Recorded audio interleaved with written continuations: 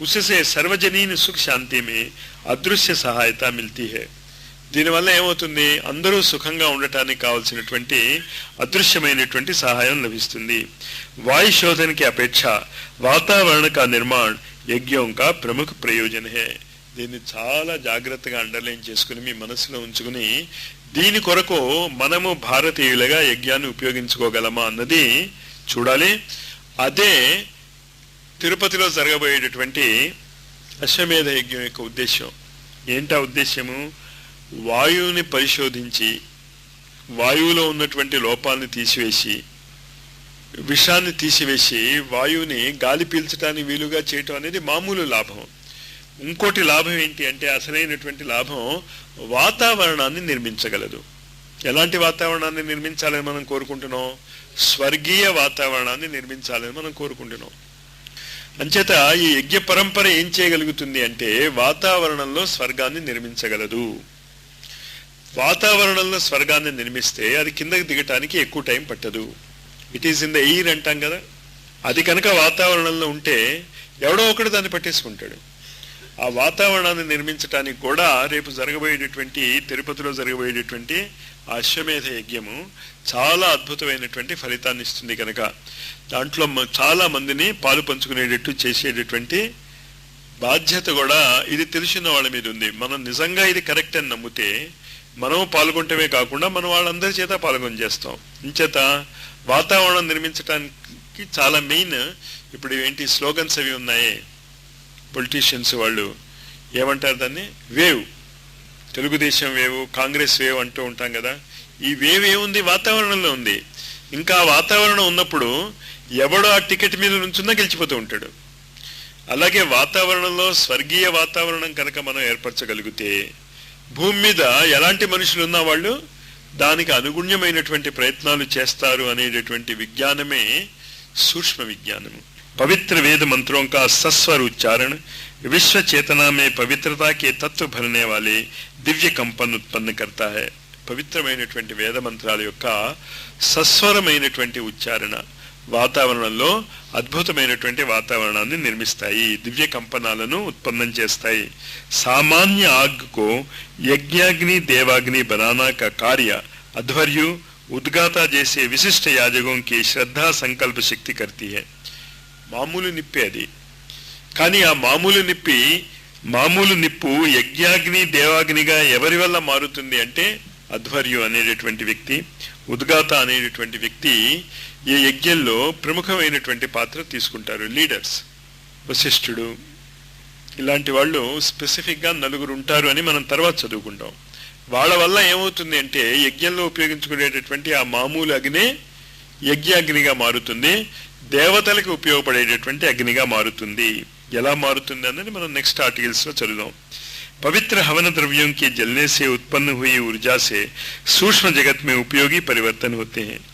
పవిత్రమైనటువంటి హవన పదార్థాల ద్వారా వనమూలికల ద్వారా యజ్ఞంలో ఆహుతులు వేయటం వల్ల వాతావరణంలో సూక్ష్మ జగత్తులో కావలసినటువంటి మార్పులు వస్తాయి.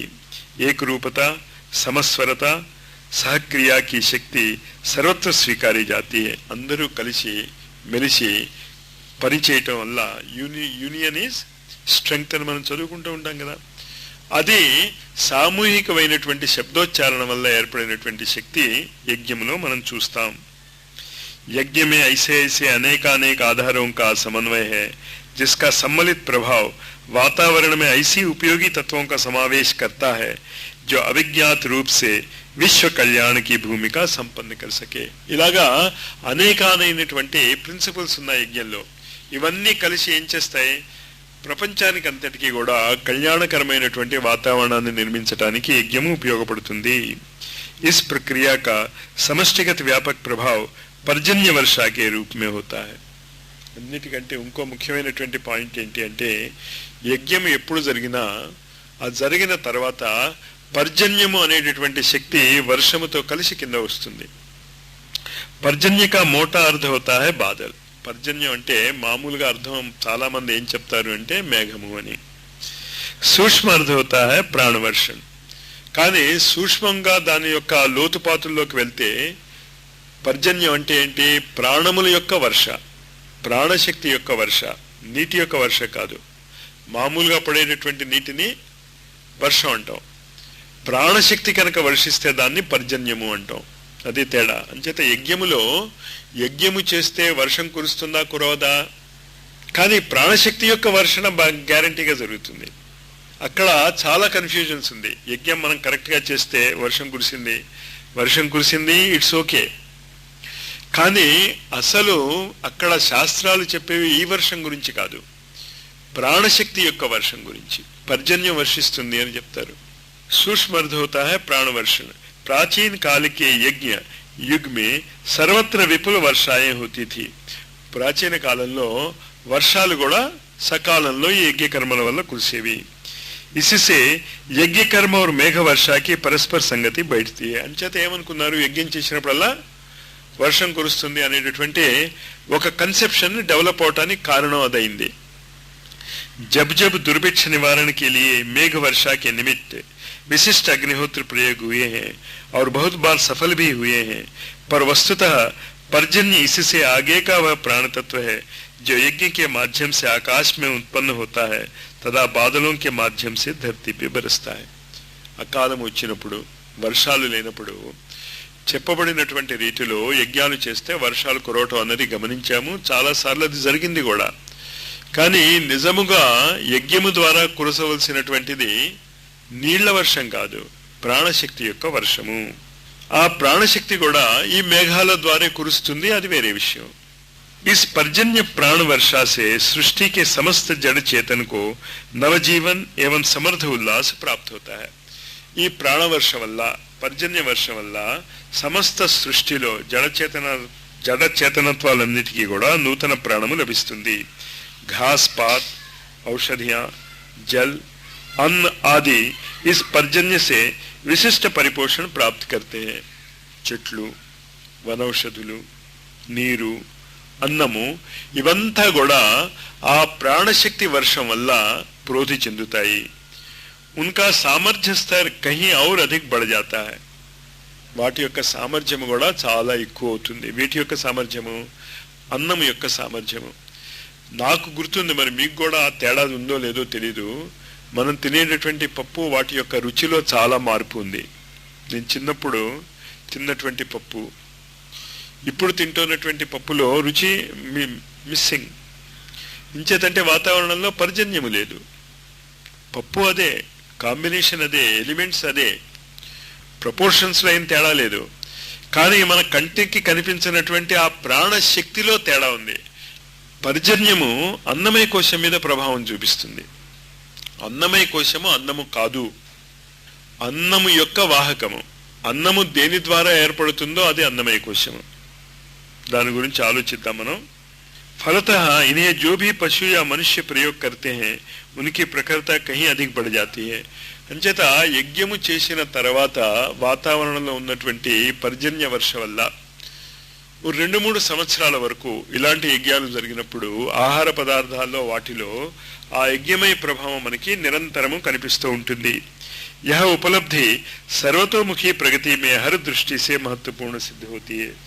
ఇది మానవ జాతి యొక్క అన్ని రంగాలలో డెవలప్మెంట్కి చాలా ముఖ్యము. जितनी व्यापक मनुष्य की जिंदगी स्वयं में यह सृष्टि है, उतनी ही व्यापक यज्ञ का दर्शन और इस प्रक्रिया से होने वाली उपलब्धियां हैं.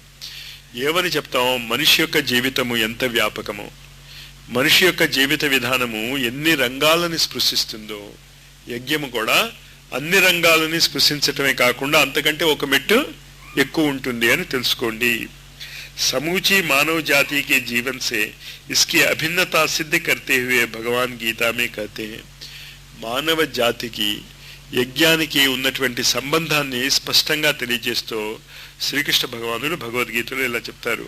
సహయజ్ఞ ప్రజా సృష్ట్వా పురోవాచ ప్రజాపతి అనేన ప్రసవిశ్వద్ధం మేషవోస్తిష్ట కామదు దేవాన్ భావ్యతానేవ తే దేవా భావయంతువ పరస్పరం భావయంత శ్రేయ పరమవాప్స్యద. 3వ అధ్యాయము 10-11 శ్లోకాలు.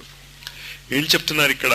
యజ్ఞీయ కర్మల వల్ల దేవతలు మనుష్యులు పరస్పరము సంబంధం ఉంచుకుని మనిషి దేవతలకి పుష్టి ఇస్తూ ఉంటే దేవతలు మనిషికి పుష్టి ఇస్తూ ఉంటారు. ఈనాడు మనం ప్రపంచానికి చాలా స్పష్టంగా చెప్పవలసినటువంటి ఇదొక బాధ్యత ఉంది. దేవతా శక్తులు మనము వాటికి ఆహారం ఇవ్వకపోతే అవి ప్రోధి చెందవు. దేవతా శక్తులకి ప్రోధి లేకపోతే మనం తినేటటువంటి అన్నములో బలం ఉండదు.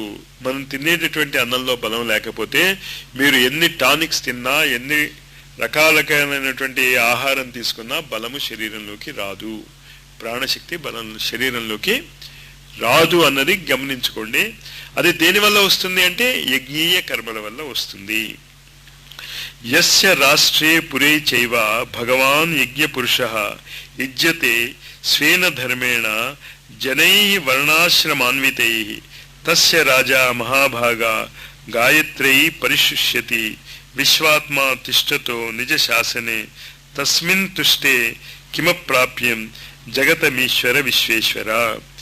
ఏ దేశంలో నగరంలో ఉన్నటువంటి నివాసులు ధర్మాన్ని పాలన చేస్తూ యజ్ఞపురుషుణ్ణి ప్రసన్నం చేసుకుంటారో అక్కడ గాయత్రి మాత యొక్క అనుగ్రహం కురుస్తుంది, సుఖము శాంతి లభిస్తుంది. పద్మపురాణ్ సృష్టిఖండ్ 3వ అధ్యాయము 124 శ్లోకంలో ఇలా చెప్పబడింది. యజ్ఞే నాప్యాయితా దేవాం వృష్టయుర్రోణ మానవ అధ్యాయనం వై కుర్వంతి యజ్ఞా కళ్యాణహేతవ. యజ్ఞము ద్వారా ప్రసన్నమైనటువంటి దేవతలు మనుష్యుల మీద కళ్యాణమును కురిపిస్తారు. संक्षेप में यही कहा जा सकता है यज्ञ प्रक्रिया के सत्परिमाण व्यापक और विपुल है. క్లుప్తంగా చెప్పదలుచుకుంటే మనం ఏం చెప్పగలం అంటే యజ్ఞ ప్రక్రియ యొక్క సత్పరిమాణములు వ్యాపకము విపులము. इन दिनों जो अश्वमेध महायज्ञ का उच्च स्तरीय प्रयास किया जा रहा है उसमें युग क्रांति के स्थूल और सूक्ष्म स्तर के उन सभी तत्वों का समावेश है जो जनमानस को व्यापक वातावरण को परिष्कृत करके उज्जवल भविष्य की संरचना कर सकेंगे. సింపుల్ గా మనం ఏం చెప్పాలి అంటే ఇప్పుడు మనం చేస్తున్నటువంటి ఈ అశ్వమేధ మహాయజ్ఞం యొక్క ఉచ్చస్థరీయ ప్రయత్నాల వల్ల యుగ క్రాంతి యొక్క స్థూల సూక్ష్మ స్థాయిలలో అన్ని రకములైనటువంటి తత్వములు సమావేశమై జనమానసుని అంటే మనుషుల యొక్క ఆలోచన విధానాన్ని వాతావరణాన్ని పరిష్కృతం చేసి ఉజ్వల భవిష్యత్తు వైపు తీసుకెళ్లగలదు. ఒకసారి కళ్ళు ఏది వదిలేయమంటున్నాము అంటే కోరికల్ని కాదు, కోరికల యొక్క స్వరూపాన్ని ఆ కోరికలు తీర్చుకోవటానికి ఉపయోగించుకునేటటువంటి మెథడ్స్ దాన్ని నిందిస్తున్నాం. कामनाओं की श्रेष्ठता तभी है जब इनमें स्वयं के हित के साथ औरों का हित चिंतन जुड़ा हो. మన కోరికలు ఎప్పుడు గొప్పవి అని మనం ఒప్పుకుంటాము అంటే, ఎప్పుడు ఉచితమైనవి అని మనం ఒప్పుకుంటాము అంటే మనం కోరుకున్నటువంటి కోరిక మనకి ఉపయోగపడాలి, ఇతరులకి కూడా ఉపయోగపడాలి. यदि इसकी पूर्ति के श्रेष्ठतम साधन की ढूंढ खोज हो तो दिव्य दृष्टा ऋषिगणों की अनुभूतियों प्रयोगशाला बने उनके जीवन का निष्कर्ष एक ही शब्द में मिल जाएगा, यज्ञ. మరి అలాంటి కోరికలు కోరాలి. మనం కోరుకున్నటువంటి కోరిక ప్రపంచానికి అంతటికీ కూడా మంచి మార్గాన్ని చూపించాలి అంటే ఋషులు మహాత్ములు అనేక మంది గురుశ్రేణి వ్యక్తుల యొక్క జీవితంలో అంటే ఒకే ఒక మాట వినిపిస్తుంది. మనం కోరుకోవాల్సింది ఏంటి? యజ్ఞము. निस्संदेह काम्य यज्ञ मनुष्य की विविध कामनाओं को पूरा करने के लिए सहायक ही नहीं सर्वसमर्थ है. నిశ్చితముగా కోరికలు చేస్తూ చేసేటటువంటి యజ్ఞము మనిషి యొక్క అనేక కోరికలను తీర్చడానికి ఉపయోగపడటమే కాకుండా నిజంగా సర్వసమర్థం అంటే ఏంటి? మిగతా ఏ ప్రయత్నాలు చేసుకున్నా మన కోరికలు తీరకపోతే యజ్ఞము చేసుకుంటే ఖచ్చితంగా ఆ కోరిక తీరిపోతుంది. उनके द्वारा सूक्ष्म जगत में ऐसी प्रतिक्रिया एवं परिस्थितियों का निर्माण होता है जो अभीष्ट सफलताओं को समीप लाती है. ఇందువల్ల అంటే ఆ యజ్ఞము ఏం చేస్తుంది అంటే సూక్ష్మ జగత్తులో మనం ఏ కోరిక అయితే కోరుకుంటున్నామో ఆ కోరిక ఫలించటానికి తగిన వాతావరణాన్ని నిర్మిస్తుంది. అనేక బార్ తో तुरंत और तत्काल अभीष्ट फल उपस्थित होता है. చాలా సార్లు అనుకున్నటువంటి ఫలితం మళ్ళీ ఎప్పుడో ఫ్యూచర్లో కాదు. మన మహాభారతంలోనూ వాటిలోనూ మనం చదివినటువంటి కథల్లో అంతే కదా. ద్రోణాచార్యుడు తనని అవమానం పరిచాడని ద్రుపదుడు ఒక యజ్ఞం చేస్తాడు. ద్రుపదుడు యజ్ఞం చేసి పూర్ణాహుతి చేయగానే ఆ పూర్ణాహుతిలోంచి 16 ఏళ్ల వయసు ఉన్నటువంటి ఇద్దరు బయటకు వస్తారు, ధృష్టద్యుమ్నుడు, ద్రౌపది. మళ్ళీ ఎప్పుడో కాదు, మళ్ళీ వాళ్ళు పుట్టడం పెరగటం అది కాదు. అది ఆ టెక్నిక్ మనకు తెలిస్తే బాగుంది. అనవసరంగా ఈ గొడవలు గందరగోళాలు లేకుండా చేసుకుంటాం. प्राचीन काल में अनेक अग्निहोत्री इस प्रकार के काम यज्ञों के विधानों को भली प्रकार जानते थे और उनके द्वारा भारी संकटों का निवारण कर एवं महान सफलताओं का उद्भव करते थे. పూర్వకాలంలో అగ్నిహోత్రులకు ఏ విధమైనటువంటి ఏ కోరిక తీర్చడానికి ఏ విధమైనటువంటి యజ్ఞ కర్మకాండను ఉపయోగించుకోవాలో తెలిసింది కనుక వాళ్ళు మానవ జాతి యొక్క అనేక కోరికల్ని తీర్చేసేవారు. వశిష్ఠుడు లాంటి వాడికి పుత్రకామేష్టి యజ్ఞం ఎలా చేయాలో తెలిసిలేదు. అప్పుడు అవన్నీ పిలుచుకొచ్చారు. అంచేత ఎక్స్పర్టైజ్ కావాలి. కోరికలు తీర్చేటటువంటి యజ్ఞాన్ని మనం చేయదలుచుకోవాలి అంటే ఆ ఒక్క మెథడాలజీలో మనకి ఎక్స్పర్టైజ్ కావాలి అన్నది మనం మర్చిపోకూడదు. आज కామ్య యజ్ఞం కి విధానం కా లోప్ హో గయా హై. ఈనాడు ఈ కోరికలతో చేసేటటువంటి యజ్ఞాల యొక్క విధానాలు మర్చిపోయాము. आवश्यकता इन यज्ञीय रहस्यों को नए सिरे से ढूंढ खोज की है. మరి ఏం చేయాలి ఇప్పుడు? ఈ లుప్తం అయిపోయినటువంటి ఈ కామ్య కర్మల విధి విధానాన్ని మళ్ళా మనము తిరిగి వెతుక్కోవాలి. తాకి ఋషిగణం కి అనుభూతియోं का सतयुग प्रत्यक्ष किया जा सके. అప్పుడు ఏం చేయగలం మనం? ఋషులు ఏ విధంగా మానవుల యొక్క కోరిక తీర్చడానికి ఈ యజ్ఞ విద్యను ఉపయోగించుకున్నారో మనకి తెలుస్తుంది. కామ్య యజ్ఞం के संबंध में कुछ संकेत यत्र तत्र प्राप्त होते हैं. కామ్య కర్మలు ఎలా చేసేవాళ్ళో కామ్య యజ్ఞాలు వాటి యొక్క సంకేతాలు మాత్రమే మనకి అక్కడక్కడ దొరుకుతున్నాయి. पर ये केवल संकेत मात्र हैं. इनसे अपने पूर्व पुरुषों की क्षमताओं के बारे में भली प्रकार अवगत हुआ जाता है. వాళ్ళ యొక్క సామర్థ్యం గురించి మనం తెలుసుకోగలం, కానీ దాన్ని ఎలా తయారు చేశారో మనకి తెలియదు. హంపీలోనూ ఎక్కడో అదేంటి ఆ స్తంభాన్ని ముచ్చుకుంటే సరిగా పదనిసలు వస్తాయి అంటారు, చూస్తాం, కానీ దాన్ని ఎలా చేయాలో మనకి తెలియదు. రూయిన్స్ ఉంటాయి, కోట యొక్క శిథిలాలు. దాన్ని బట్టి మనకి ఏం తెలుస్తుంది? ఆ కోట నిర్మించిన వాళ్ళ యొక్క ప్రభావము సామర్థ్యము మనకి తెలుస్తుంది, కానీ అది ఎలా చేయగలిగారో మనకి తెలియదు. అలాగే ఈ కామ్య యజ్ఞ కర్మల యొక్క విధి విధానం లుప్తమైపోయింది, కానీ అలాంటి విధి విధానాలు ఒకప్పుడు ఉండేవి అని మాత్రం మనకి ఖచ్చితంగా తెలుస్తోంది. जहां तक प्रयोग करने की फलितार्थ प्रस्तुत करने का प्रश्न है, उसे अन्वेषकों द्वारा बताई गई गोपनीयता की शपथ को ध्यान में रखकर गुप्त रखा गया है. ఈ కామ్య కర్మల యొక్క ప్రయోగం ఎలా చేయాలి అనేటటువంటి దాన్ని కావాలని మేము ఇక్కడ చెప్పటం లేదు. ఇందువల్ల అంటే ఈ రహస్యాలు వెతికి బయట పెట్టినటువంటి వాళ్ళు దీన్ని మానవ జాతికి ఇప్పుడిప్పుడే అందించి ఇవ్వద్దు అన్నారు. అంచేత తెలిసినా కూడా ఆ కామ్యకర్మలు ఎలా చేసుకోవాలో అనేటటువంటిది మాత్రం మేము చెప్పటం లేదు, కేవలం హింట్స్ ఇస్తున్నాము. फिर भी ये संकेत जिज्ञासुओं के लिए संकेत तो है. జిజ్ఞాసులకి మాత్రము ఈ మాత్రం అందించగలిగితే, వాళ్ళకి కాస్తైనా ఆలోచన శక్తి ఉంటే వాళ్ళు దీన్ని ఉపయోగించుకోగలుగుతారు. ఇంచేతంటే గురువులో ఉన్నటువంటి చాలా పెద్ద తమాషా ఏంటి అంటే చెప్పము అని చెప్పేస్తూ ఉంటారు. రాజవిద్య రాజగుహ్యం అని అంటూ ఉంటారు, చెప్పటం లేదు అంటారు, చెప్పేస్తూ ఉంటారు. కానీ వాళ్ళ చెప్పటంలో రెండు ధైర్యాలు ఉన్నాయి. ఒకటి ఏంటి అంటే తెలిసిన మనిషి ఆచరించడు అని. సిగరెట్ తాగినా హెల్త్ పాడవుతుంది అని తెలిసినా ఆచరించటం లేదు కదా.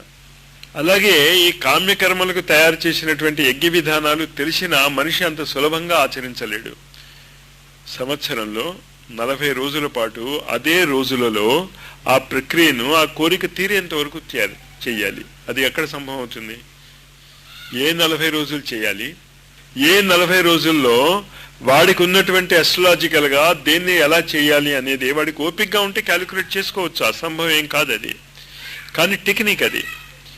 చిన్న చిన్న దాన్నే మనిషి ఆచరణలో పెట్టుకోలేనటువంటి వాడు ఇంత పెద్దదైనటువంటి దాన్ని ఆచరణలో పెట్టుకోలేడు అనే ధైర్యం ఒకటి ఋషులకి.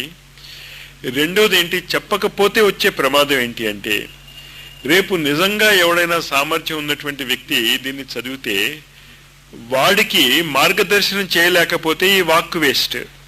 చేత రెండు ఉంటాయి అక్కడ. ఒకటేంటి డైరెక్ట్ గానే చెప్పేస్తూ ఉంటారు వాళ్ళు, ఇండైరెక్ట్ గా ఏం చెప్పారు వాళ్ళు. కానీ ఆ డైరెక్ట్ గా చెప్పటంలో ఉన్నటువంటి దాంట్లో ఉన్నటువంటి అతిపెద్ద నమ్మకం ఏంటంటే మన ఇర్రెగ్యులారిటీ. మనం రెగ్యులర్ గా ఏమీ చేయలేము అనేది వాళ్ళకి చాలా ఖచ్చితమైనటువంటి నమ్మకం ఉంది. రెగ్యులర్ గా ఏది చేసినా ఆఖరికి విపరీతమైనటువంటి దారిలో చేసినా కరెక్ట్ దారికి వెళ్ళిపోతాడు. తూర్పు వైపు వెళ్ళాలి వాడు, కానీ రెగ్యులర్ గా వాడు వెస్ట్ వైపే వెళ్ళటం మొదలెట్టాడు అనుకోండి, ఖచ్చితంగా తూర్పుకే చేరుకుంటాడు వాడు. అంతే కదా. ఇంకంటే ప్రకృతిలో అంతే కూడా చక్రీయమే, సైక్లిక్ ప్రాసెసే. ఇక్కడ నుంచి ఇటు వెళ్తే ఒక అడుగులో వెళ్ళేది, ఇటు నుంచి ఇటు వస్తే 360 అడుగుల్లో వెళ్తావు. కానీ వెళ్ళటం మాత్రం ఖచ్చితంగా అదే దారిలో వెళ్తాం అనేటటువంటి ఒక నమ్మకం కూడా గురువులకు ఉంది. ఇది చెప్పటంలోనే నేను మీకు చాలా విషయాలు చెప్పాను. నేను లతా వర్వసు వివిద్విద్య సోమస్య జుహయాదిమా సోమే శూర్పణ సంయుక్తే ప్రయోక్త క్షయశాంతయే. ఒక ఉదాహరణ చెప్తున్నాడు. అమావాస్య రోజులలో సర్పలత యొక్క చెట్టు కొమ్మ నుంచి హవనము చేస్తే క్షయరోగము శాంతిస్తుంది. క్షయరోగం అంటే ఋషుల ఉద్దేశం ఏంటో మన ఉద్దేశం ఏంటో అది కూడా మీరు క్వశ్చన్ మార్క్లోనే ఒక హింట్ ఉంది. కుసుమై శంఖ వృక్షస్య హుత్వా కుష్ఠ వినాశయత్ అపస్మార వినాశస్త దపా మార్గస్య తండులే. శంఖ వృక్షము యొక్క పుష్పములతో హోమము చేస్తే కుష్ఠు రోగమును నయమవుతుంది. అపా మార్గము యొక్క బీజములతో హవనము చేస్తే మృగి రోగం అంటే ఫిట్స్ రోగము నయమవుతుంది. చందనద్వయ సంయుక్తం కర్పూర తండుల యవం లవంగ సుఫలం చాజ్యం సీతా చామ్రస్య దారుకే అపం న్యూన విధి ప్రోక్తో గాయత్రా ప్రీతికారక. 2 రకాలైనటువంటి చందనము, తెల్ల చందనము, ఎర్ర చందనము, కర్పూరము, తందులము, యవము లవంగము, కొబ్బరి, నెయ్యి, మిశ్రి అంటే పటికి బెల్లం. దాని తర్వాత మామిడి చెట్టు యొక్క సమిధలు, ఈ హవన సామగ్రి గాయత్రి తత్వమును ప్రీతి చెందిస్తాయి. అంటే ఆ వాతావరణంలో గాయత్రి యొక్క మంత్రసిద్ధి కలగటానికి ఉపయోగపడతాయి. క్షీరోదన తిలాదూర్వా క్షీరద్రుమ సపోద్ధరాన్ పృథక్ సహస్ర త్రితపం జుహుయాన మంత్ర సిద్ధకే. ప్రణవంతో కలిసి ఉన్నటువంటి 24 లక్షల గాయత్రీ జపము చేసిన తర్వాత దాని సమృద్ధి కొరకు పాలు, అన్నము, నువ్వులు, దూర్వా, బర్గద్ అంటే బనియన్, పీపల్ అంటే అశ్వథ వృక్షం, ఇది ఇలాగా మిల్క్ ఇచ్చేటటువంటి చెట్లు. మిల్క్ ఇచ్చేటటువంటి చెట్లు అంటే అర్థమైందా? ఆ చెట్టు పాలుగారే చెట్లు తో 3000 ఆహుతులు ఇస్తే 24 లక్షల గాయత్రి మంత్ర జపం యొక్క సమృద్ధి మీకు లభిస్తుంది అన్నారు. सूर्य गायत्री मंत्र से जिन वस्तुओं का हवन करने से जो लाभ होता है उसका वर्णन यूं मिलता है. सूर्य गायत्री మంత్రముతో ఏ వస్తువుల్ని ఉపయోగించి హవనము చేస్తే ఏ లాభం వస్తుందో ఇలా చెప్పబడింది. సప్రారోహాభిరాద్రాభిర్ హుత్వా పుత్రం సమాప్నుయాత్ సామేదిభక్షేర వృక్షస్య హుత్వా పుత్రం వాప్నుయాత్. పలాశ సమిధలతో హవనము చేస్తే ఆయు ప్రమాణము పెరుగుతుంది. క్షీర వృక్షుల సమిధతో హవనము చేస్తే పుత్ర ప్రాప్తి అవుతుంది. క్షీర వృక్షములంటే పాలుగారే ఆ చెట్ల యొక్క సమిధలతో కనుక హవనము చేస్తే పిల్లలు పుడతారు, ముఖ్యంగా మగ పిల్లలు పుడతారు. బ్రీహీణాంచ శతం హుత్వా దీర్ఘాచాయువాప్నుయాత్. యవములతో 100 ఆహుతులు ప్రతిదినము ఇస్తే దీర్ఘ జీవనము లభిస్తుంది. సువర్ణ కమలం హుత్వా శతాయురవాప్నుయాత్. ఈర్వాభిపయస్య వాపి మధునా సర్పి పాపివా శతం శతం సప్తాహ మపమృత్యువ్యపోహతి. శమీ సపీదిభిరంతనే पयसा वाच सर्पिशा. स्वर्णिम कमल पुष्पों से हवन करने पर मनुष्य शतजीवी होता है. బంగారపు రంగు కమల పుష్పములతో హవనము చేస్తే మనుష్యుడు 100 సంవత్సరాలు బతుకుతాడు. दूरवा दूध मधु की 100 आहुतियां देते रहने से अकाल मृत्यु का भय नहीं रहता. దూర్వతోను పాలతోను తేనెతోను 100 ఆహుతులు అప్పుడప్పుడు వేస్తూ ఉంటే అకాల మృత్యు యొక్క భయము ఉండదు. शमी की समिधाओं से तथा दूध और घृत से हवन करने पर भी अपमृत्युका भय जाता रहता है. శమీ వృక్షం యొక్క సమిధతోనూ పాలతోనూ నేతితోనూ హవనము చేస్తే అపమృత్యు యొక్క భయము ఉండదు.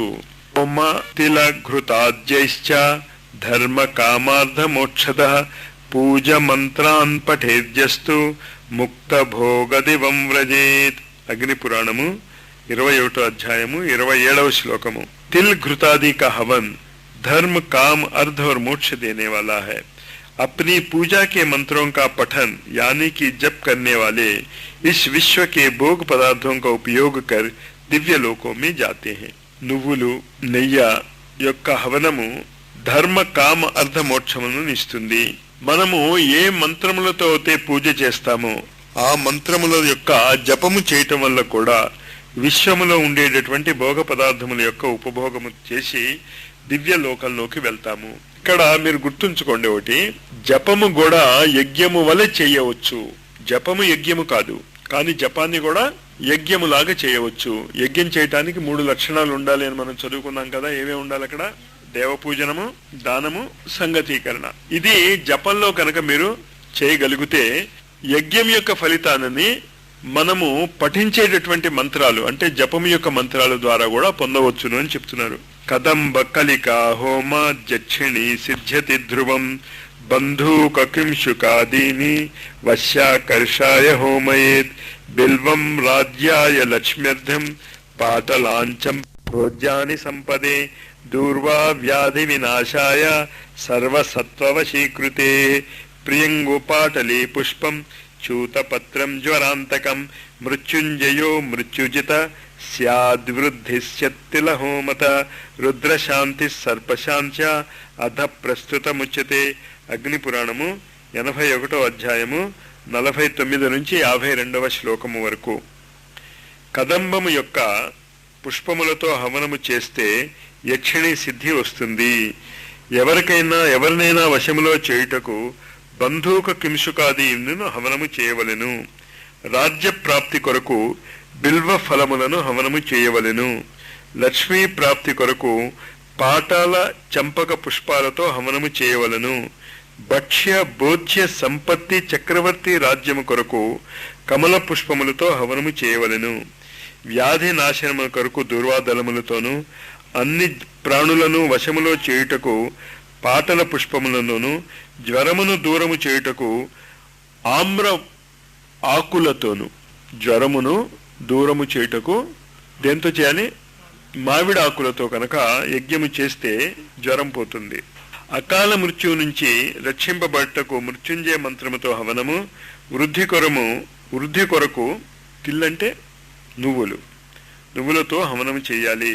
రుద్రశాంతి కొరకు రుద్రశాంతి చేస్తే అన్ని రకాలైన శాంతి లభిస్తుంది. శ్రీగేహే విష్ణుగేహే వా శ్రియం పూజ్యం ధనం లభేత్ ఆజ్యాక్తైస్తండులైర్లక్ష్మీం జుహుయాత్ ఖదిరానలే రాజావశ్యో భవేద్ వృద్ధి శ్రీర్వస్యాదుత్తరోత్తరం సర్వపాంభోభిషేకేణ నశ్యతే సకలాగ్రహా. లక్ష్మి కాని విష్ణు యొక్క మందిరములో లక్ష్మి యొక్క యజ్ఞముతో పూజ చేస్తే ధనము పొందవచ్చును. నెయ్యి కలిపినటువంటి బియ్యములతో ఖైరి యొక్క అగ్నిలో 1,00,000 హవనము చేస్తే రాజు కూడా వశమైపోతాడు. ఉత్తరోత్తరముగా లక్ష్మి యొక్క సంపద పెరుగుతుంది. సరసం ఆవాలతో నీళ్లతో అభిషేకం చేస్తే అన్ని రకాలైనటువంటి గ్రహాలు నష్టమైపోతాయి.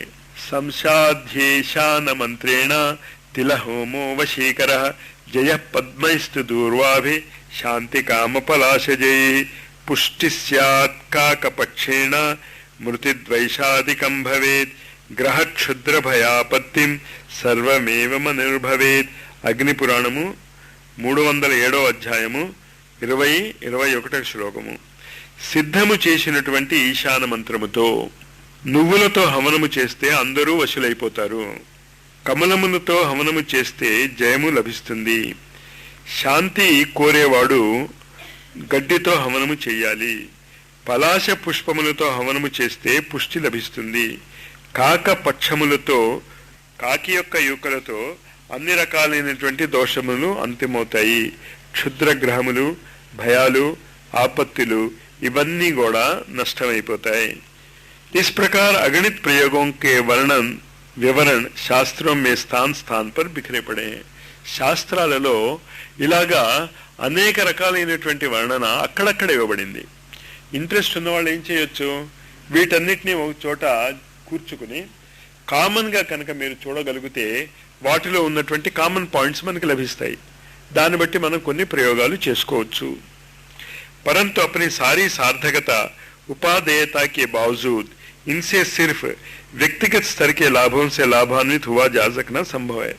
కానీ ఇవంతా మనం ఎన్ని రకాలు చెప్పినా వ్యక్తిగతంగా ఒంటరిగా మాత్రమే మనము లాభం పొందుతాము.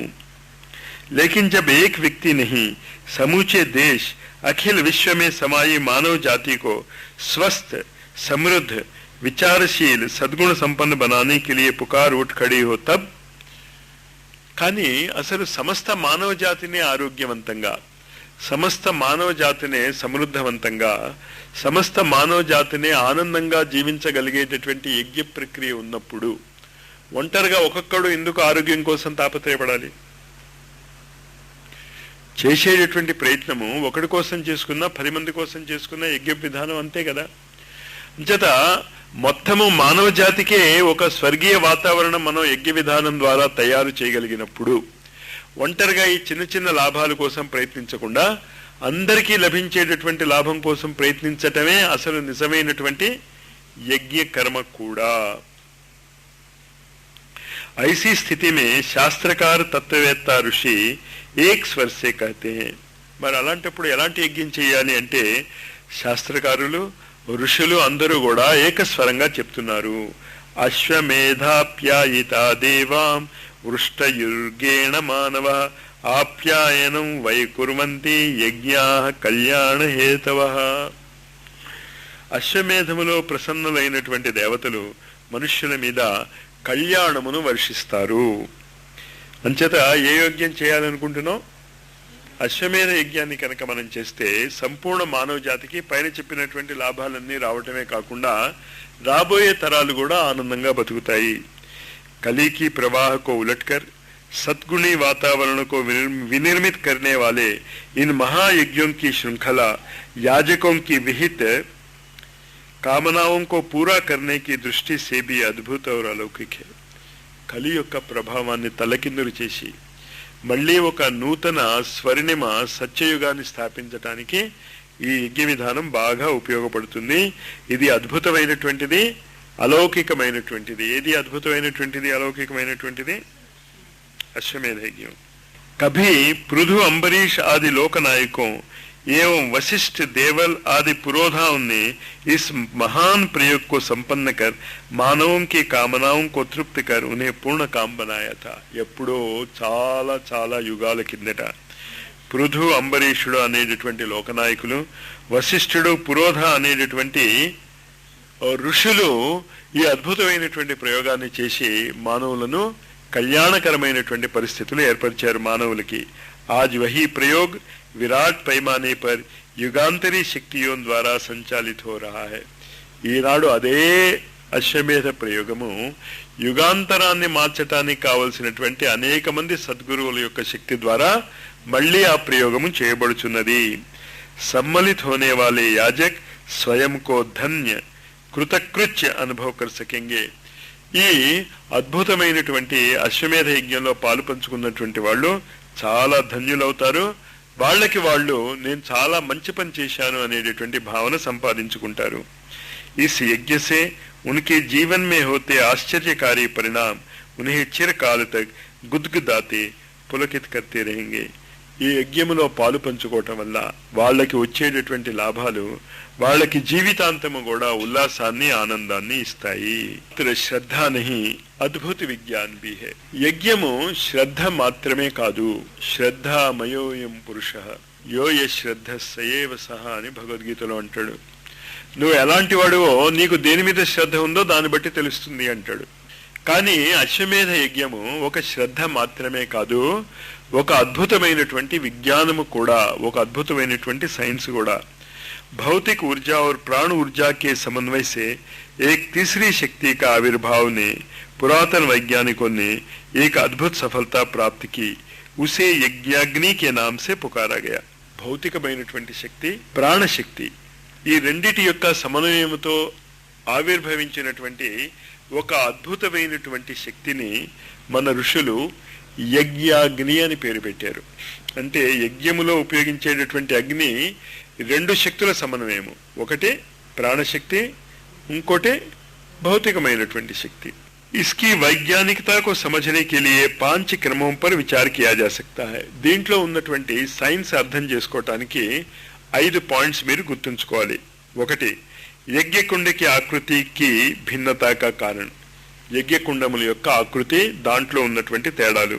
2, సమిధాओं का चुनाव और उनका विशेष दहन, ఏ సమిధను వాడాలి, వాటిని ఏ విధంగా మండించాలి, ముందు ఏ సమిధను వేయాలి, తర్వాత ఏ సమిధ వేయాలి, తర్వాత ఏ సమిధ వేయాలి, ఏ సైజు సమిధ వేయాలి అనేది కూడా ఇంపార్టెంటే. 3, మంత్రం కా శుద్ధ ఉచ్చారణ, మంత్రాల్ని శుద్ధముగా పలకటం. 4, యజ్ఞ కా సమయ విచార్, యజ్ఞాన్ని ఏ టైంలో చేస్తున్నారు మీరు, రాత్రి చేస్తున్నారా, పగలు చేస్తున్నారా, మధ్యాహ్నం చేస్తున్నారా. 5, సామగ్రి కా గుణ విశ్లేషణ, అందులో హవనం చేయటానికి ఏ సామగ్రిని అయితే మీరు వేస్తున్నారో హవన సామగ్రి, దాని యొక్క గుణాలను మీరు చాలా జాగ్రత్తగా విశ్లేషణ చేయాలి.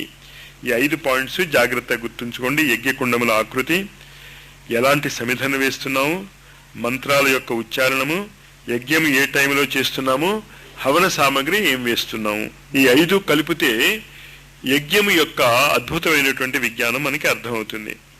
भिन्न आकृतियों एवं परिमाणों की वेदियों में समिधाओं एवं हवन सामग्री से जो ताप प्रकाश उत्पन्न होते हैं, इससे परिणाम के रूपों में भी विभिन्न परिवर्तन हो जाते हैं. యజ్ఞములో వెలుతురు, వేడి ఇవి రెండు ఉత్పన్నమవుతాయి. యజ్ఞకుండము యొక్క లోతు, యజ్ఞకుండము యొక్క ఆకృతి, యజ్ఞములో ఉద్భవించినటువంటి వేడి, దానిలో ఉద్భవించినటువంటి కాంతిని, ప్రకాశము, వేడిని కంట్రోల్ చేస్తాయి. ఇది మనం చాలా జాగ్రత్తగా గుర్తుంచుకోవాలి.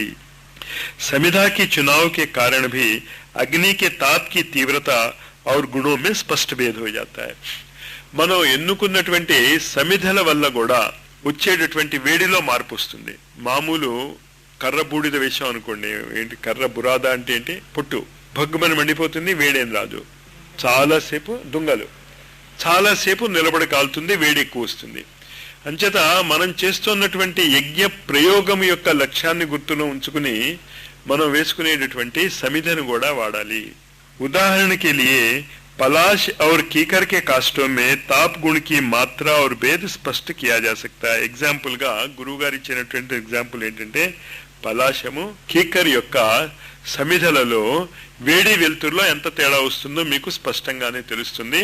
సర్వవిదిత్ సత్య है कि ताप पदार्थों में रासायनिक परिवर्तन किया करता है. మనకందరికీ తెలుసుకున్నటువంటి విషయం ఏంటి అంటే, వేడి మన రసాయనిక చర్యలన్నిటికీ ఆధారం. మన శరీరములో జరిగేటటువంటి రసాయనిక క్రియలన్నిటికీ కూడా ఒక టెంపరేచర్ చాలా ఇంపార్టెంట్. 37 డిగ్రీస్ సెంటిగ్రేడ్ లేకపోతే 98.4 డిగ్రీస్ ఫారెన్హీట్. అంతకంటే ఎక్కువ టెంపరేచర్ ఉంటే జ్వరం ఉంటాం, అంతకంటే తక్కువ టెంపరేచర్ రావటం మొదలెడితే చుట్టి అంటాం. అంచేత ఆ టెంపరేచర్ చాలా ఇంపార్టెంట్. అంచేత మీరు యజ్ఞం చేస్తున్నప్పుడు ఆ యజ్ఞం యొక్క టెంపరేచర్ ఎంత అన్నది చూసుకోకుండా యజ్ఞం చేయటం కూడా తప్పే అంటారు. అంటే దాని యొక్క సైన్స్ చెప్తున్నారు గురువు గారు. इस परिवर्तन से मूल द्रव्यों के गुणधर्म भी बदल जाते हैं. వేడి వల్ల కొన్ని పదార్థాలు కలిస్తే కొత్త పదార్థం ఏర్పడుతుంది. అంచేత ఏ పదార్థాలు అయితే మీరు యజ్ఞములో వేస్తున్నారో ఆ పదార్థాలు ఆ యజ్ఞములో ఉన్నటువంటి వేడి వల్ల, ఆ యజ్ఞములో ఉత్పన్నమైనటువంటి వెలుతురు వల్ల రకరకాలైనటువంటి పదార్థాలుగా మారుతుంది. టెంపరేచర్ మారుస్తే కొంచెం ఆర్గానిక్ కెమిస్ట్రీ అది టచ్ ఉన్న వాళ్ళకి తెలుసు. 0 డిగ్రీ సెంటిగ్రేడ్ వద్ద వచ్చేటటువంటి పదార్థాలు, 124 డిగ్రీ రకరకాల టెంపరేచర్ లో వచ్చేటటువంటి పదార్థాలు, అవే పదార్థాలను ఉపయోగించుకున్నా మనకు వచ్చేటటువంటి పదార్థాలు మారిపోతూ ఉంటాయి. ద్రవ్యం కి జ్వలన్ సే నయే పదార్థం కి ఉత్పత్తి కా యహి రహస్య. పదార్థాలను కాల్చి భస్మం చేసి కొత్త పదార్థాలను ఏర్పరచటంలో ఉన్నటువంటి రహస్యం ఏమిటి అంటే వేడే. హవన సామగ్రి మే 2 तरह के द्रव्य रहा करते हैं. హవన సామగ్రిలో 2 రకాలైనటువంటి పదార్థాలు ఉంటాయి. एक जो प्रचंड ताप से भी नहीं जलते, यानी कि उनका प्रभावात्पादक अंश नहीं होता. हवन सामग्री में 2 तरह के द्रव्य रहा करते हैं. एक वे जो प्रचंड ताप से भी नहीं जलते, यानी कि उनका ప్రభావోత్పాదక అంశ నష్ట नहीं होता. మరి ఒకటే చెప్తున్నారు ఆయన. చెప్తోంది ఏంటి అంటే హవన సామగ్రిలో రెండు రకాలైనటువంటి ద్రవ్యాలు ఉంటాయి. ఒకటి ఎలాంటి ద్రవ్యం ఉంటుంది అంటే ఎంత ఎక్కువ టెంపరేచర్ వచ్చినా ఆ పదార్థం యొక్క ప్రభావము చూపించేటటువంటి అంశము నష్టము అవదు. దాని అర్థం ఏంటో ఆలోచించుకుందాం. నాకు అర్థం కాలే. పదార్థం కే రసాయనిక గుణధర్మ ఉనికి భౌతిక అవస్థ పర్ ఆశ్రిత హై. పదార్థముల యొక్క లక్షణాలు వాటి యొక్క భౌతిక స్థితి మీద ఆధారపడి ఉంటాయి. ఐస్ చల్లగా ఉంటుంది, ఆవిరి వేడిగా ఉంటుంది.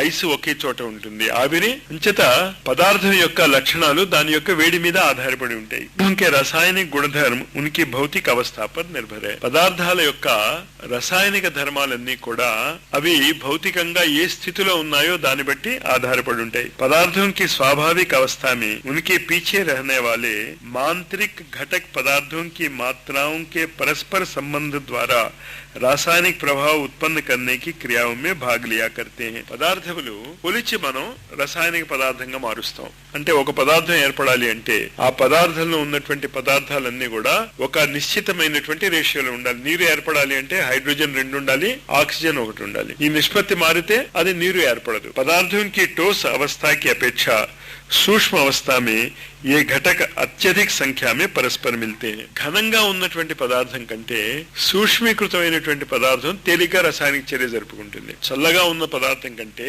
వేడిగా ఉన్నటువంటి పదార్థం సులభంగా రసాయనిక చర్య జరుపుకుంటుంది. అంటే ఏంటి? కొత్త పదార్థం ఏర్పడాలి అంటే ఘన స్థితిలో కంటే ద్రవ స్థితిలో కంటే వాయు స్థితిలో ఉన్నటువంటి చర్యలు తొందరగా జరుగుతాయి. इसलिए పదార్థం की वाष्पीय अवस्था में इनका संबंध बढ़ जाता है. అంచేత పదార్థాలు వాష్పీకృతమై ఉన్నప్పుడు వాటి మధ్య చర్య జరగటం సులభం అవుతుంది.